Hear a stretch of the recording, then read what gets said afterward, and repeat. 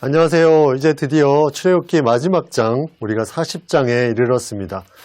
그동안 우리 GQS를 통해서 5주간에 걸쳐 광야 생활에 대해서 나누었는데요.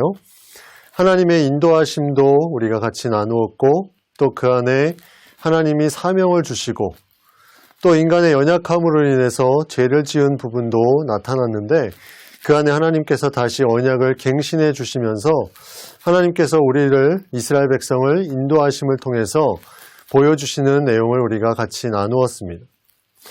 오늘은 출애굽기 마지막 40장으로 성막을 완공하는 내용이 이 안에 담겨 있습니다.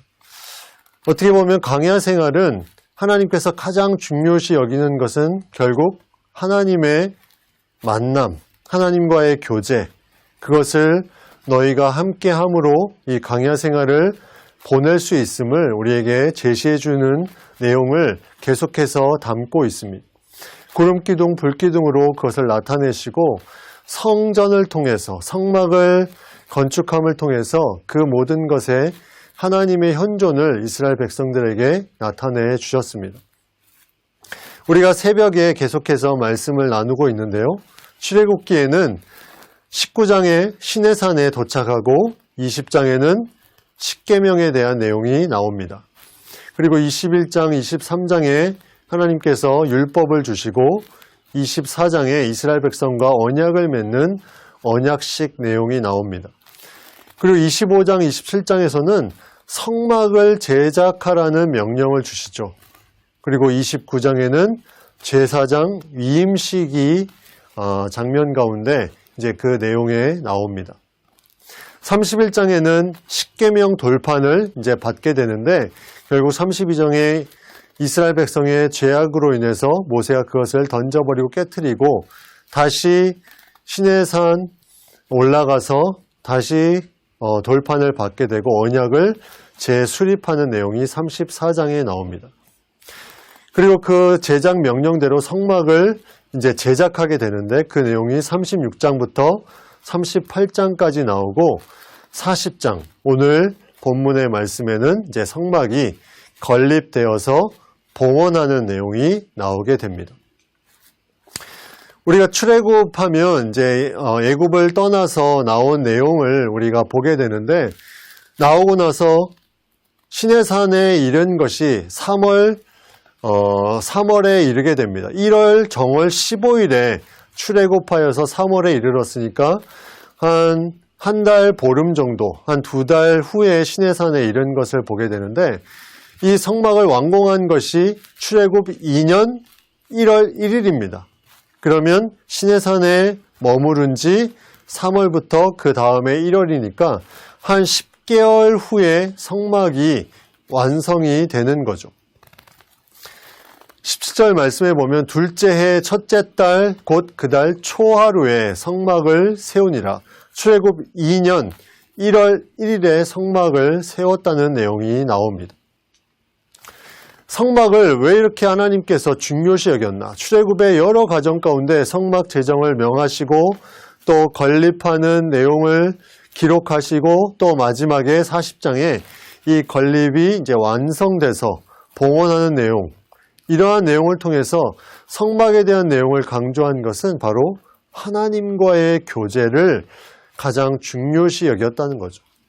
이스라엘 백성들이 광야의 생활을 보내고 있지만 그 안에서 하나님과의 교제가 무엇보다 중요함을 하나님은 백성들에게 알려주기를 원하셨던 거죠. 그리고 이스라엘 백성들이 죄악된 삶을 버리고 하나님만 섬기며 살아갈 수 있도록 하나님께서 그렇게 성막을 통해서 이스라엘 백성들의 모든 죄사함과 예배드림, 정결케 함을 이룰 수 있는 길을 만들어 주셨다는 거죠. 오늘 본문의 말씀에 보면 7번에 걸쳐서 동일한 단어가 구절이 나오는데 그게 뭐냐면 여호와께서 모세에게 명령하신 대로 되니라.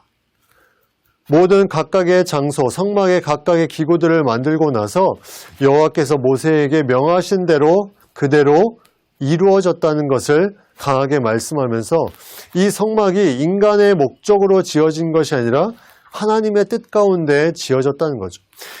결국 하나님의 성전, 하나님의 성막이 지금 우리가 다니는 이 교회는 인간의 생각에 의해서 지어진 그런 공동체, 그런 건축물이 아니라 하나님의 언약의 관계 속에서 이루어진 언약 공동체가 만나는 곳, 결국 하나님과 만남의 장소를 갖는 그곳이 바로 성전, 교회라는 거죠. 성막 제작을 그럼 언제 했을까? 시내산에 3월에 이르고 나서 그 후에 이제 준비를 하고 한 6월부터 12월까지 한 6개월 정도간 성막을 제작하게 됩니다. 그리고 결국 그 모든 것을 다 마치고 출애굽 2년 1월 1일에 성막 건립이 완성이 되죠. 오늘 본문 말씀의 33절에 보면 모세가 이같이 역사를 마쳤다, 이런 말이 나옵니다. 그 하나님이 명하신 대로 모든 것을 다 마무리한 것을 우리가 보게 됩니다. 성막이 어떻게 생겼을까? 많은 그림들이 있는데 이 그림을 보면 정말 명확하게 우리가 알 수 있습니다. 여기 보면 길이까지 나와 있는 것을 보게 되죠. 성막에는 크게 세 가지로 나눌 수 있는데 성소, 제사장이 들어갈 수 있는 성소가 있고 또 대제사장이 들어갈 수 있는 지성소, 그리고 이 성소와 지성소 바깥에 있는 성막들이 있습니다. 근데 각각에 있는 기구들이 있죠. 지성소에는 법궤, 증거궤가 있습니다. 그 안에는 이제 하나님의 말씀이 들어가 있죠. 그리고 성소에는 향단이 있고 등대, 떡상이 있습니다. 그리고 그 뜰에는 물두멍과 번제단이 있어요. 그래서 동서남북 이렇게 나눠져 있는데 동문으로 들어가서 번제단을 거쳐서 물두멍에서 수족을 씻게 되고 제사장이 들어가서 이제 향단과 등대, 떡상에서 하는 모든 사역을 하게 되고 또 1년에 한 번씩 대속죄일에 대제사장이 지성소에 들어가서 이제 속죄하는 날에 그 지성소에 들어가 그 모든 사역을 감당하는 것을 우리가 말씀 속에서 보게 됩니다. 우리가 조감도 하면 이게 전체적으로 이게 어떤 그림일까 우리가 궁금하죠? 바로 이런 그림입니다. 그 주변에는 세마포 휘장으로 이렇게 뜰을 둘러싸여 있어요. 이게 한 100규빗 정도 되니까 한 45m 정도 됩니다. 한 규빗이 45cm니까. 그리고 이제 동문으로 들어가게 되고 저 불이 있는 곳이 바로 번제단이죠. 저 번제단에 이제 희생 제물을 드리고 그다음에 희생 제물을 드린 제사장들이 이제 수족을 씻는 손과 발을 씻는 물두멍이 그 성소와 번제단 사이에 있습니다. 저 성소와 그 휘장으로 덮인 성소와 번제단 사이에 그 물두멍이 있고 그 물두멍을 통해서 이제 수족을 씻고 정결케 하는 의식을 거쳐서 결국 성소로 들어갑니다. 근데 이러한 이제 성막은 고정식이 아니었어요. 이동식입니다. 그래서 언제든지 이동할 수 있도록 다시 그것을 해체하고 운반하고 다시 이동한 곳에서 다시 세우고 이러한 것들이 계속적으로 반복되는 그러한 성막의 성전, 성막, 교회 이러한 모습이 광야 생활에 이루어졌다는 거죠. 그럼 구체적으로 과연 증거궤는 어떠한 부분일까? 증거궤는 하나님의 말씀이 들어가 있습니다. 하나님의 말씀. 하나님의 말씀이 이 안에서 어떠한 의미를 가지고 있을까? 이 지성소에 있는 증거궤, 바로 하나님의 임재에 대한 강력한 부분을 담고 있죠. 그래서 하나님께서 이 증거궤 그 위에 속죄소가 있고 또 그림에서 보는 것처럼 그 두 개의 그룹이 서로 마주보고 있는 내용을 보게 되는데 그 안에 하나님의 임재를 통해서 하나님이 주신 이스라엘 백성과의 언약의 말씀이 그 증거계 안에서 그 임재의 현현으로 나타나는 부분들. 그래서 여기는 아무나 들어올 수가 없습니다. 대제사장만 들어갈 수 있는 그런 지성소 안에 이것이 있다는 거죠. 그래서 이스라엘 백성은 언약의 공동체라고 했죠. 언약의 공동체. 하나님의 말씀으로 결국 그들이 하나님의 백성이 되었음을 증명하고 또 그 말씀을 통해서 계속해서 그들이 광야 생활을 해나가는 것을 우리가 생각해 볼 수 있습니다. 우리도 마찬가지죠. 하나님의 말씀이 결국 우리의 신앙의 핵심이에요. 핵심적인 장소. 그 핵심적인 장소에 우리는 이제는 어떻게 합니까? 이제는 대제사장만이 들어갈 수 있는 것이 아니라 예수 그리스도의 그 보혈의 피로 인해서 예수님께서 십자가에 달려 돌아가실 때 그 지성소를 막는 휘장이 갈라져서 이제 우리가 직접 하나님의 말씀 가운데 하나님의 임재 가운데 나아갈 수 있는 길이 열리게 된 거죠. 놀라운 역사입니다. 하나님이 그러한 길을 우리에게 주셨다는 거죠.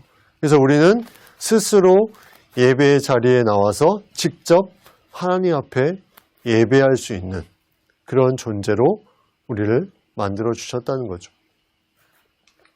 두 번째는 떡상과 등잔대입니다. 떡상은 그 위에 12개의 진설병이 있는데 그것은 바로 이스라엘의 12지파, 하나님의 거룩한 백성들. 이것은 다시 말하면 먹는 것이기 때문에 아름다운 교제와 나눔, 하나님과 이스라엘 백성들의 아름다운 교제와 나눔에 대한 부분을 상징합니다.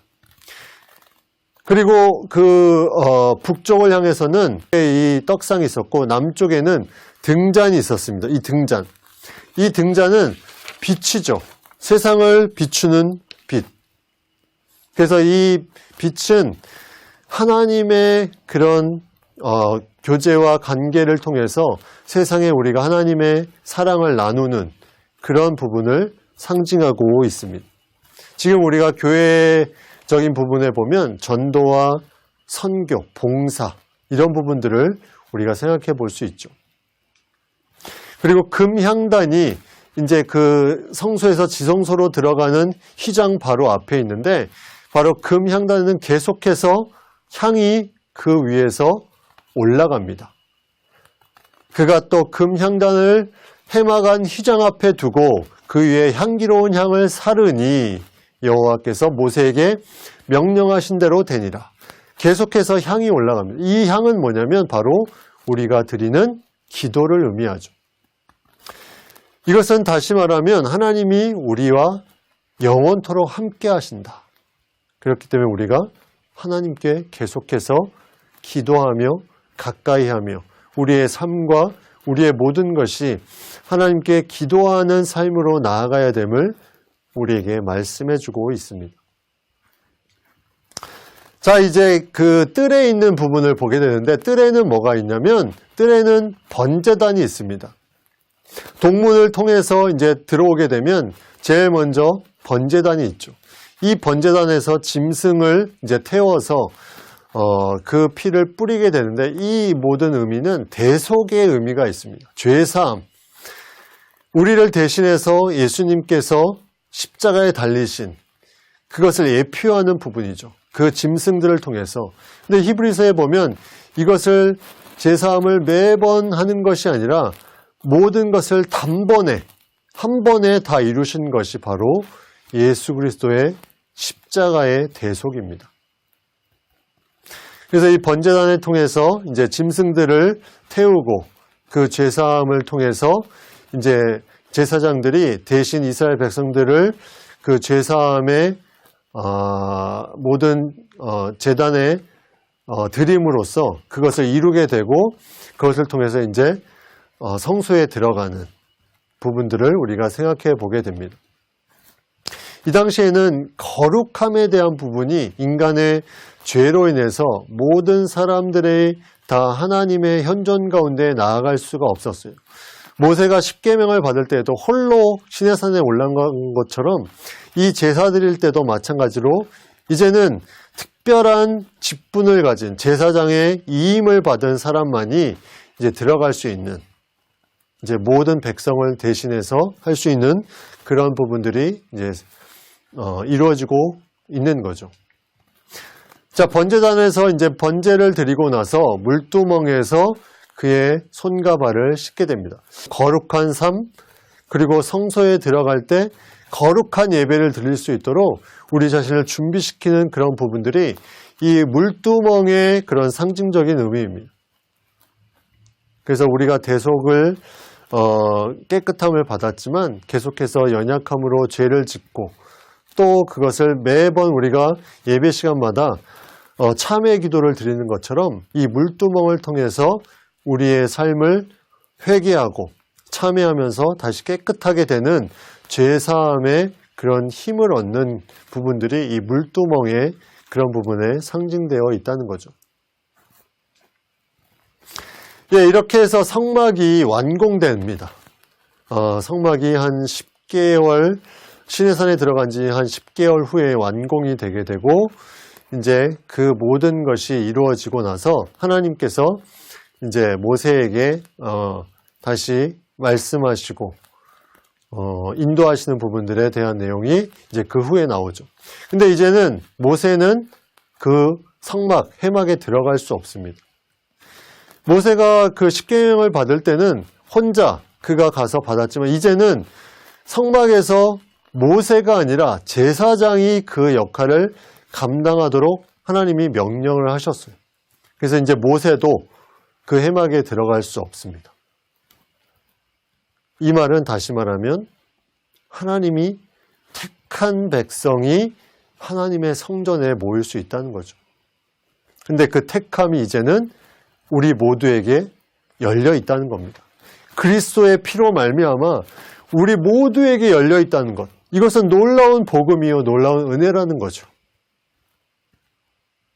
그래서 우리는 하나님의 그 출애굽 시에 구름과 불로 인도하셨던, 보호하셨던 그 부분을 우리가 예배하면서 고백하며 감사하며 찬양할 수 있다는 거죠. 우리에게는 이것이 놀라운 은혜입니다. 정말 감사하고 찬양해야 되는 부분이죠. 예, 여기까지 우리가 함께 봤는데 제가 항상 강의를 마치고 보여드리는 내용입니다. 오늘은 행복할 예정입니다.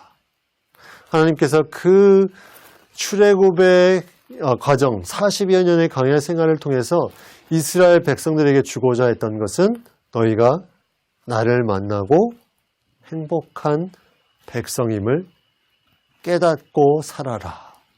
바로 그것이죠. 우리는 행복한 백성입니다. 그래서 우리는 오늘도 행복할 예정입니다. 예, 오늘 하루 또 앞으로의 하루하루가 우리 모든 세론들에게 행복한 하루하루가 되기를 간절히 바랍니다.